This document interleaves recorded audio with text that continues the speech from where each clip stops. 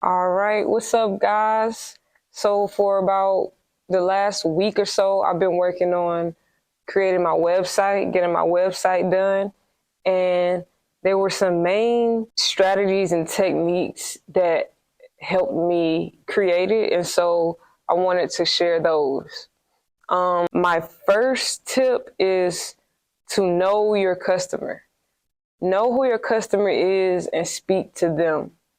What type of things are they attracted to? Like what type of things do they want to see, not what type of things you want to see? How do they identify? What's their age range? So you definitely want to consider these things when crafting your website. Tip number 2 is to know your brand story.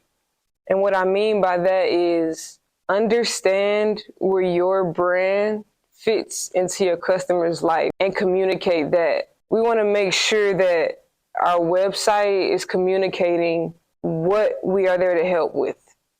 One thing that helped me craft and create my brand story was reading this book. I believe it's called Visual Story Brand. I'll put a picture up in the video, but reading this book really helped me to create my brand story in the fewest amount of words so that you can like clearly communicate what you're doing.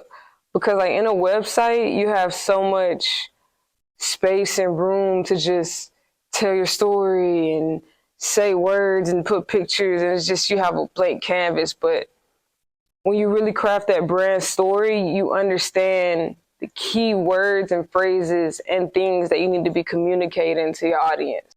Like, for example,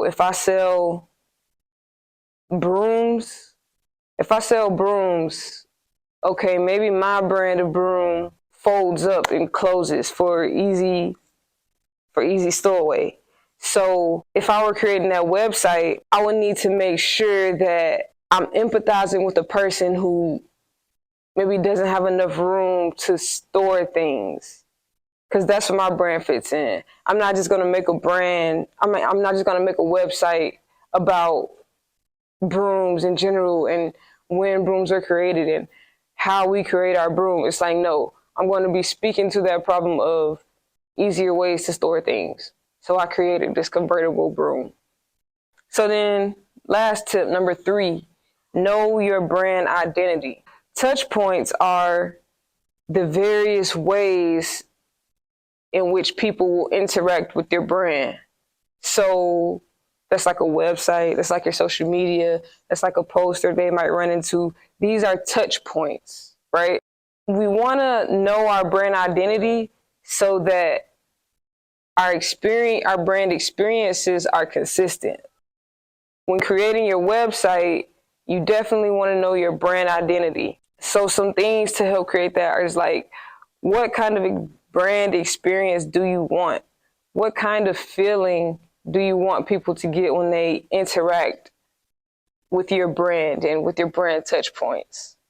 What are your core icons, symbols, colors? What are those defining things, right, that are going to help create your brand identity?